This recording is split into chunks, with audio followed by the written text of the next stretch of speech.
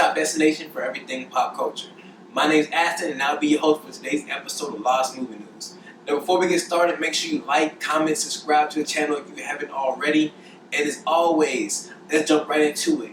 So today's episode, we're going to start off with the box office. Now, this week was a tight fight between Rogue One and Hidden Figures. Now, at the end of the day, Rogue One took it over. We got to see Rogue One with 21.9 million brought in this week. Hidden Figures with a close 21.8 million. Sing brings in 19.5 million. Underworld 13.1 million in its first week. We got La La Land bringing in 10 million. Passengers bringing in 8.8 million.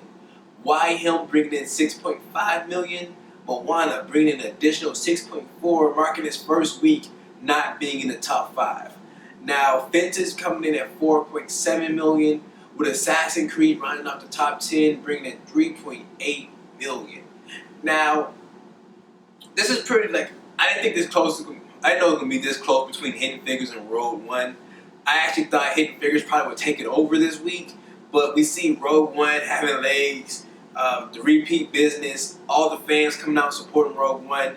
Obviously, this is its last week at number 1, but it had a good run. I think it's 4 weeks now it's been out, so this is pretty good for it to be doing this. Now we have Moana, 6 weeks out. This is the first week that it has not been in the top 5.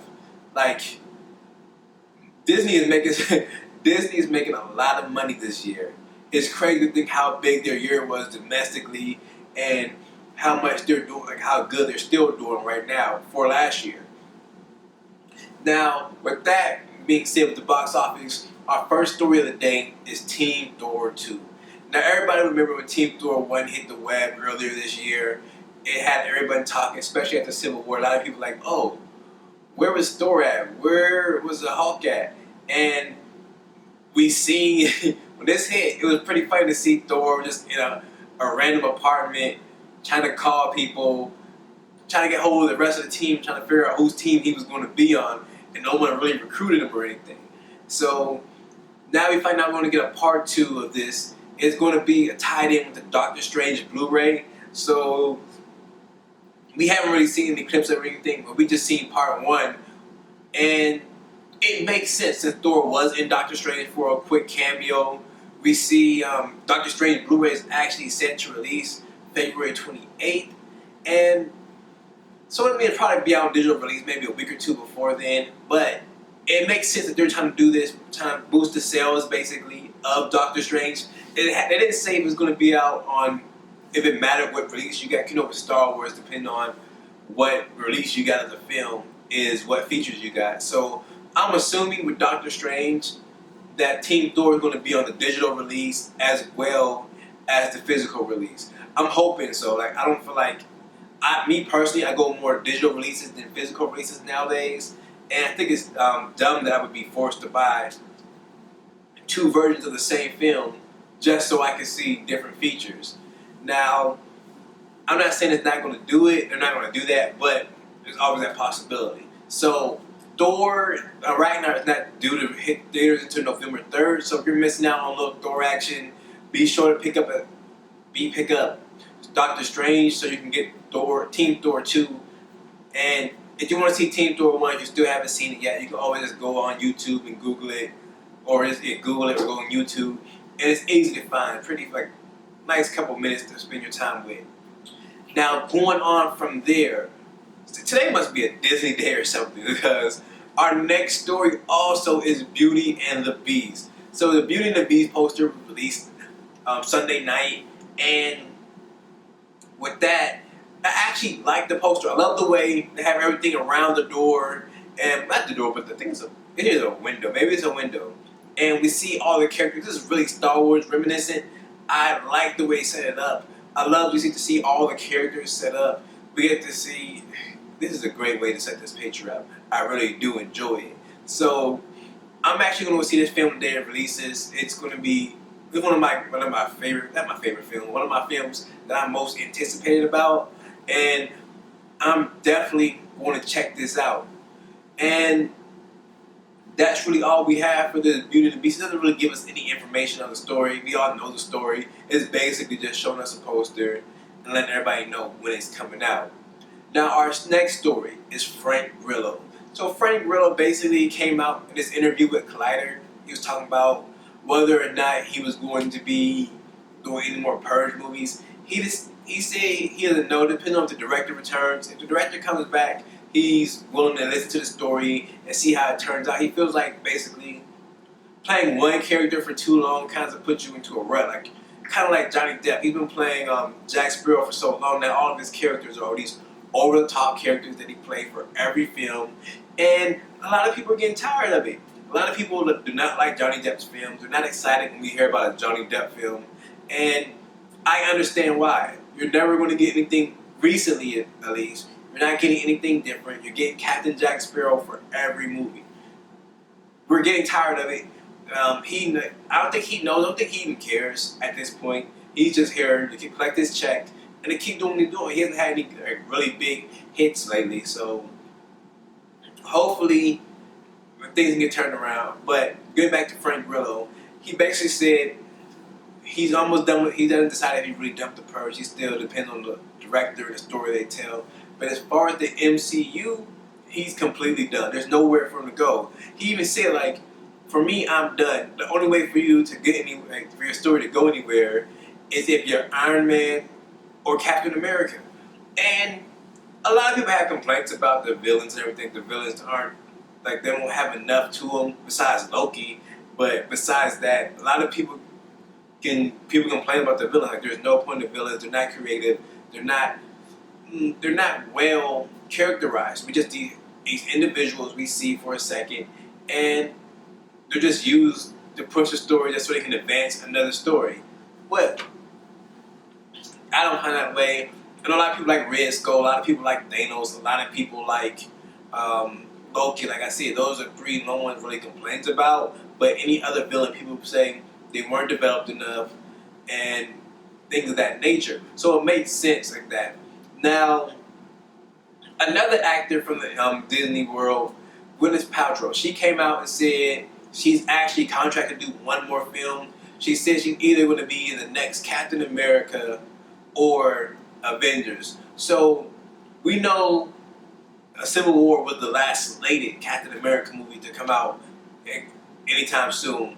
So I'm just going to go out there and assume she meant Avengers. I'm hoping she meant Avengers because we haven't seen her, I think, since 2013. It's been 4 years since we actually almost 4 years since we actually seen her on screen. I think Jane's done. They said they're not going to be using. Yeah, like, and I understand they don't really need her anymore. As far as Iron Man, we see in Civil War they actually mentioned that they broke up. So Peppers is the reason Peppers isn't around. We know Thor and Jane is still going strong, but we haven't seen Jane in any Avengers films. We seen her in the last Thor, but that's okay. Now, that's really like Gwyneth Paltrow stand, but Frank Grillo basically said he's done.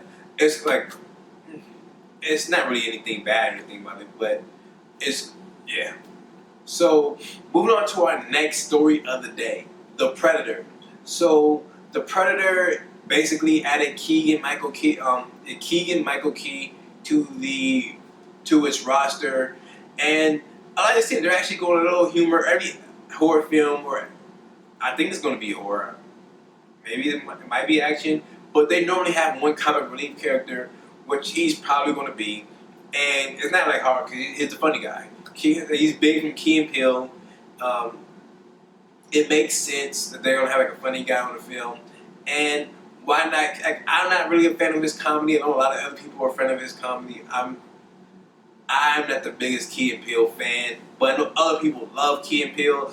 So as far as that, it makes sense for them to add Key to their roster. Like it makes sense. They're definitely going to bring in his fan base to check the movie out a little bit. That should get a little buff to the box office, or the box office at least. And it's cool to see. Like, I wonder what kind of character he's going to play. Obviously, he's going to be a funny guy. I wonder if he's actually going to if they actually might switch it up. That'd be cool to see him actually switch it up, start playing some different type of roles. Even though, like I said, the Funding God's where he's at right now, and hoping to see him like expand out a little bit more, stretch his legs, his acting legs, and see how far he can actually go with his acting thing. Now, our next story of the day is going to be Justice League.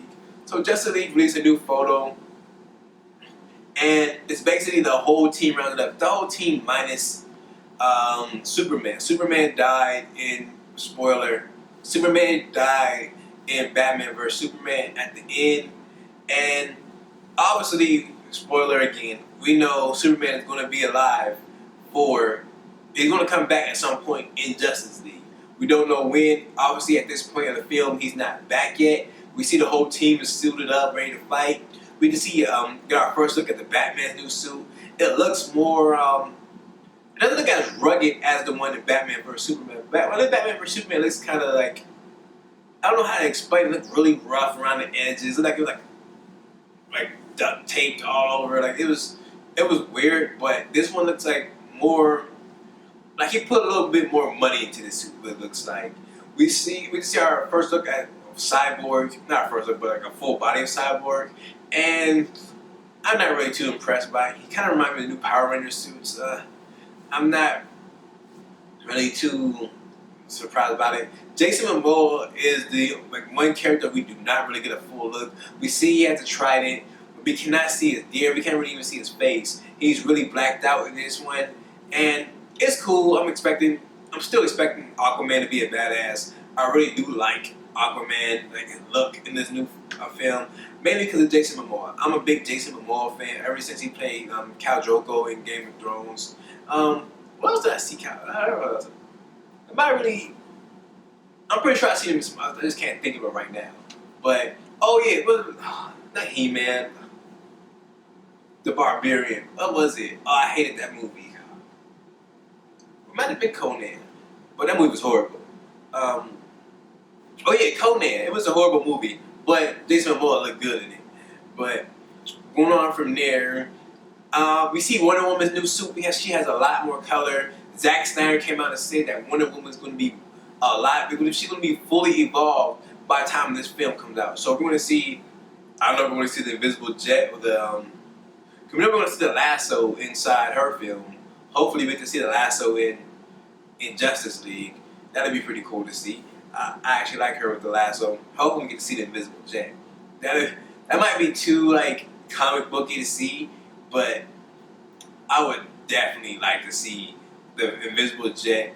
I would definitely love to see the invisible jet inside Justice League.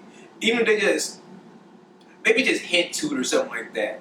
Let's have a reference towards the invisible jet. Just show a hangar that's empty. Yeah.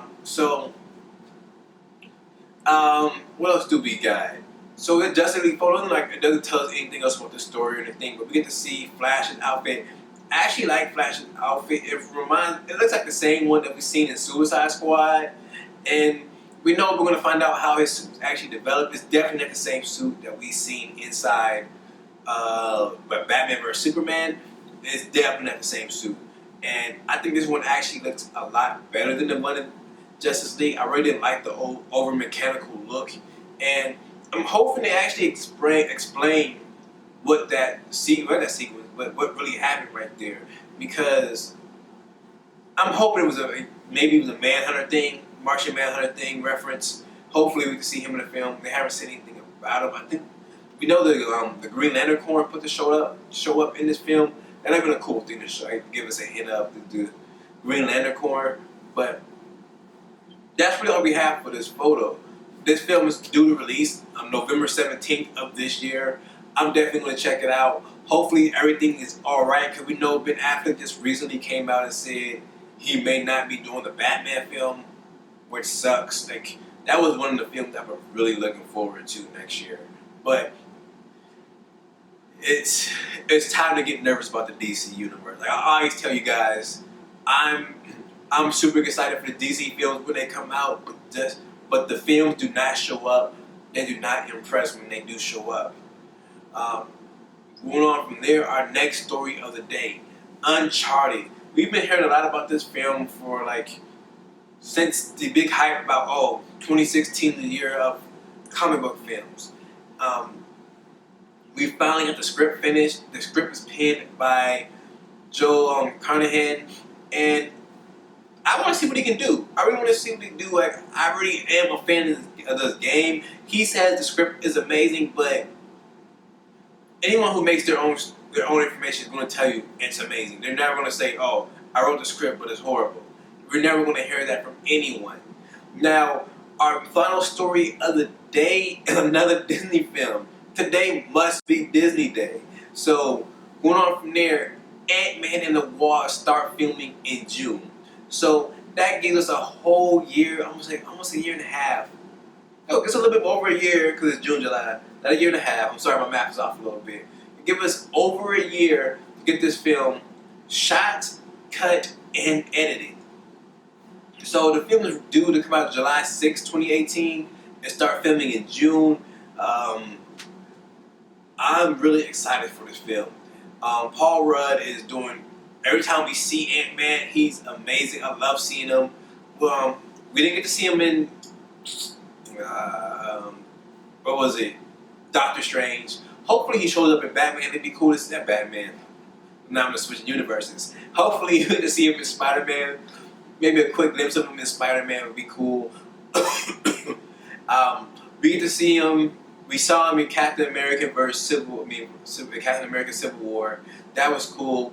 I like definitely when he like fangirled out for Captain America. We saw him fight Spider-Man. I think it'd be really cool. It's just like I can't wait to see this film. Now we're adding a Wasp into it. I love seeing the duo films. I love that they took the Ant-Man concept and just made it a duo film instead of just doing Ant-Man 2. It actually is Ant-Man 2, but we actually added a couple more cast members for him. He's going to keep hopefully it's never another type of heist film. I can't even talk today. I don't know what's going on. I really can't talk today. But hopefully it is another heist type film, and it'd be cool to see that. I'm really excited for this film. And with that being said, that's all we had. Thank you guys for tuning in. As always, make sure you like, comment, subscribe. If you have any questions, send them to send it to our Twitter. We want to start doing like viewer questions. You can send it to there, or you can email it to us at lostcultureblog@gmail.com. As always, stay lost and see you next time.